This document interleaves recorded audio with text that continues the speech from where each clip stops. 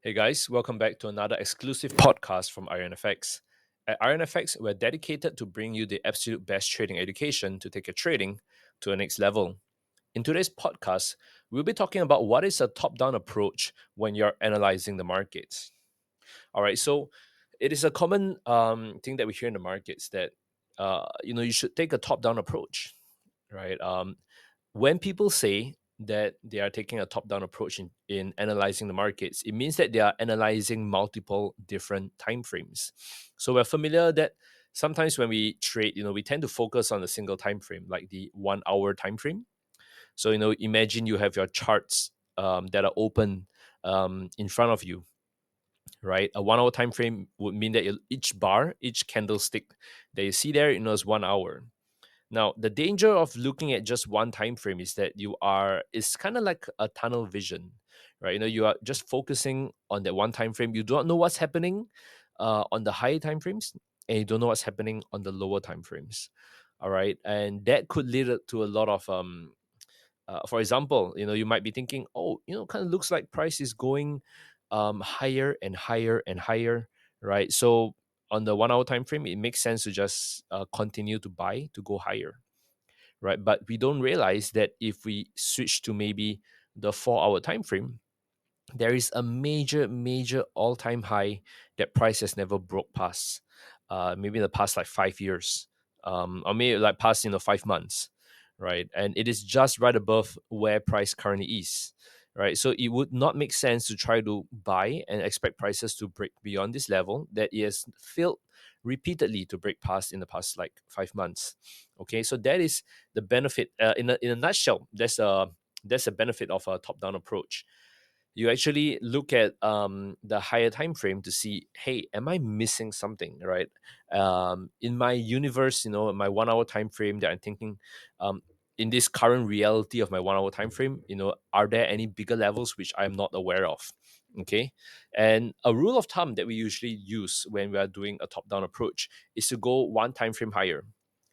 How you can do that is to times four. You multiply your current time frame by roughly 4. So if you trade on the 15-minute charts, right, you will multiply it by 4 and you will look at the 60-minute charts, right, just to look at the higher time frame, right? If you're on the 60-minute chart, you multiply that by 4, you are on the 4-hour chart. On the 4 hour chart, you multiply it by 4, you get pretty close to the 1 day chart.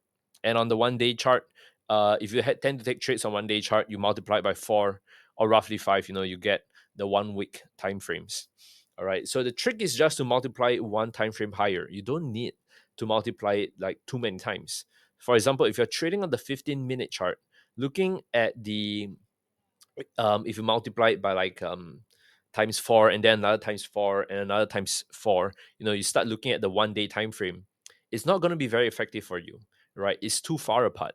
What you expect on the 1 day time frame is not going to affect the 15 how the 15-minute chart moves that much, right? So usually a safe gauge is just to multiply the current time frame by 4 to give yourself a higher time frame view, and that would allow you to see a lot of the missing levels, a lot of the bigger momentums, or rather in other words, the bigger picture, right? Because many times we make a mistake because we miss the bigger picture when it comes to trading. So an ideal approach is to use the bigger picture to get where the key support and resistance levels are, where the big momentum levels are. Are we in bullish, bearish? Is there a trend line? Is there Ichimoku cloud? Is there a big like golden cross or death cross? Right. The higher time frame allows you to set that tone. Then you dive into the lower time frame. Like for example, you go down by 4 time frames, divide by 4, right, to decide on the entry point. Okay, so if you notice that price is on a major resistance level on the higher time frame, you're expecting it to reverse. You don't get in first, right? Top down approach would say that, okay, you notice that it's on the resistance on higher time frame. There's a chance for a reversal, but usually when you wait for a confirmation on the higher time frame, it becomes too late, right? By the time the confirmation happens, the price might have ran a bit already, right? So what we then do is we use the smaller time frame to decide the entry to see is there anything on the small time frame that is suggesting that a reversal might happen, right? It could be a shooting star formation. It could be a bearish engulfing candle, right? It could be three black soldiers, right? Three black crows rather, right? And all of these things are like reversal signals.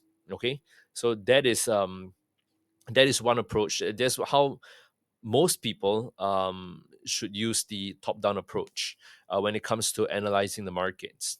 Okay, now, I hope you found this session useful. Right, I've come to the end of to the podcast on basically right how you should be using a top-down approach in analyzing the markets.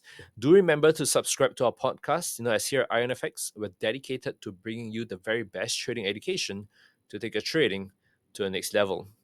Until then, stay safe, trade safe, and peace out, guys.